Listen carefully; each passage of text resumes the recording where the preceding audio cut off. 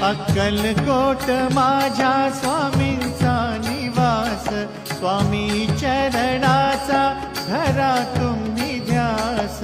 अक्कलकोट माझ्या स्वामींचा निवास, स्वामी चरणांचा धरा तुम्ही ध्यास. जारे जारे सारे स्वामी दर्शनाला, स्वामी पूजनाच्या सोहळ्याला, स्वामी पूजनाच्या